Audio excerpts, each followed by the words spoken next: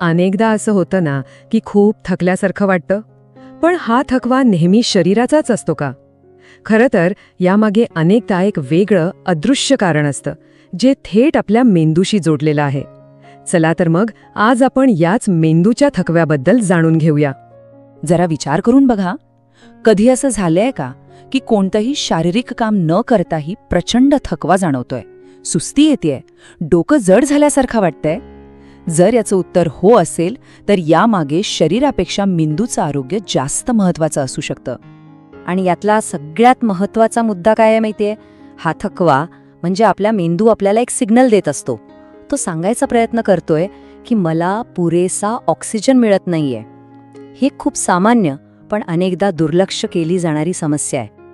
ठीक आहे, चला तर मग जरा सविस्तरपणे बघूया की मेंदूला ऑक्सिजन कमी मिळाल्यावर नेमकं काय होतं, कोणती लक्षणं दिसतात. कदाचित यापैकी काही लक्षणं आपल्याला रोजच्या आयुष्यात जाणवतही असतील. आता बघा, गंमत म्हणजे ही लक्षणं आपण अनेकदा कामाचा ताण किंवा स्ट्रेस म्हणून सोडून देतो. पण खरं तर जेव्हा मेंदूला रक्तपुरवठा आणि त्यातून मिळणारा ऑक्सिजन कमी होतो तेव्हा त्याची काम करण्याची क्षमता कमी होते. आणि म्हणूनच मग लक्ष केंद्रित करणं कठीण होतं किंवा छोट्या छोट्या गोष्टींवरून चिडचिड होते. शारीरिक लक्षणांबद्दल बोलायचं झालं तर सतत जांभई येणं हे एक प्रमुख लक्षण आहे. हे खरं तर आपल्या शरीराची एक हुशार युक्ती आहे. जास्त ऑक्सिजन आत घेण्यासाठी शरीर करत असलेला हा एक प्रयत्न असतो. त्याचबरोबर चुकीच्या पोश्चरमध्ये बसल्यामुळे मान आणि खांदे आखडतात, ज्यामुळे मेंदूकडे जाणारा रक्तप्रवाह आणखी कमी होतो. पण घाबरण्याचं काही कारण नाही.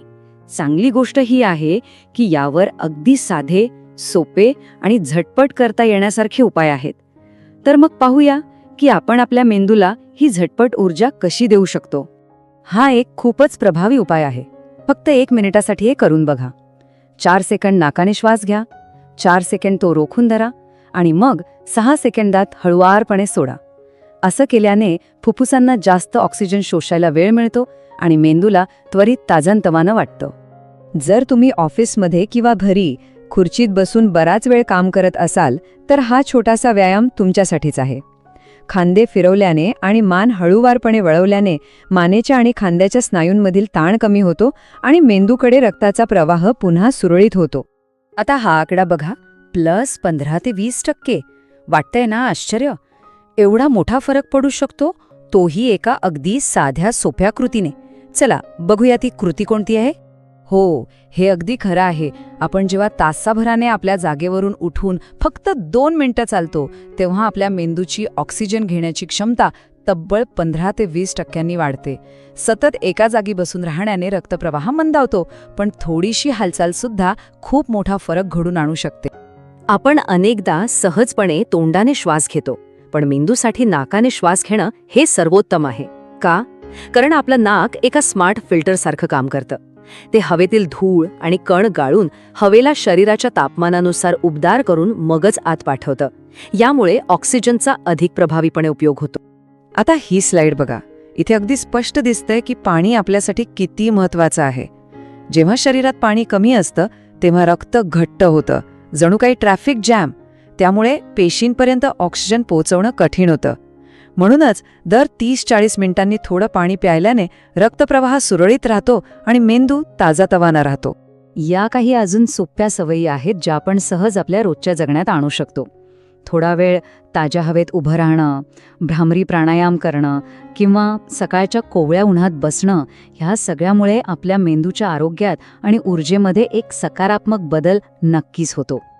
आतापर्यंत आपण सोपे उपाय बघितले, पण आता एका महत्त्वाच्या मुद्द्याकडे वळूया. हे उपाय सामान्य थकव्यासाठी उत्तम आहेत, पण काही लक्षणं अशी आहेत ज्यांच्याकडे दुर्लक्ष करून अजिबात चालणार नाही. अशा वेळी वैद्यकीय सल्ला घेणं अत्यंत आवश्यक आहे. जर वारंवार चक्कर येत असेल, बोलताना त्रास होत असेल, हातपाय सुन्न पडत असतील किंवा अचानक खूप तीव्र डोकेदुखी सुरू झाली तर हे घरगुती उपायांवर थांबण्याचं लक्षण नाही.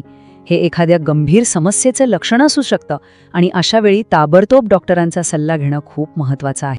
चला आता पुन्हा आपल्या सकारात्मक मुद्द्याकडे येऊया. आपण जे हे छोटे छोटे उपाय पाहिलेत ना, ते खरं तर आपण आपल्या मेंदूला देत असलेलं एक सुंदर गिफ्ट आहे, एक बक्षीस आहे. आणि ह्या सवयींमुळे मिळणारे फायदे खूप मोठे आहेत.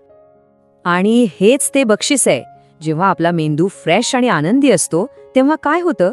आपले विचार स्पष्ट होतात, मन शांत राहतं आणि दिवसभर काम करायला एक वेगळीच ऊर्जा मिळते. हेच तर आपल्याला हवं असतं, नाही का? तर या सगळ्यातनं आपल्याला काय शिकायला मिळालं? मोठमोठे बदल करण्याची गरज नाहीये. दिवसातून फक्त काही मिनिटं जाणीवपूर्वक श्वासावर लक्ष केंद्रित करणं आणि थोडीशी हालचाल करणं यांसारख्या अगदी छोट्या सवयीच आपल्या मेंदूच्या आरोग्यासाठी एक चमत्कार घडवू शकतात. तर हा माहितीचा उलगडा संपवण्यापूर्वी एक प्रश्न स्वतःला नक्की विचारा. आज तुम्ही तुमच्या मेंदूला ती 2 मिनिटं दिली आहेत का? जर उत्तर नाही असेल तर आत्ताच द्या, कारण निरोगी मेंदूपेक्षा मोठं बक्षीस दुसरं काहीही नाही.